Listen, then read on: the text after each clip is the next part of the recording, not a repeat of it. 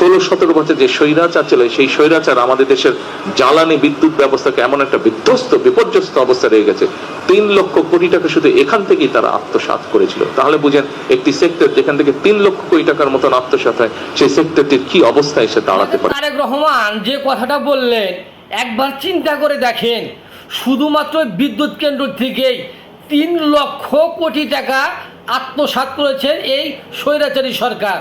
তাইলে কিভাবে আমরা বিদ্যুৎ পরিশোধ তো আমরা ঠিকই করেছি, কিন্তু তারা কিন্তু আত্মসাৎ করে নিয়ে গেছে, যার কারণে বাংলাদেশে আজ এত বিদ্যুৎ ঘাটতি হয়েছে। সেই বিদ্যুৎ ঘাটতি কি সহজে পূর্ণ হবে? আমি ধন্যবাদ জানাই আমাদের তারেক রহমানকে, যিনি এই সত্যতা প্রকাশ করার কারণে এই স্বৈরাচারী শেখ হাসিনা আর কতদিন বা বাইরে থাকবে সেটা আমরা জানি না।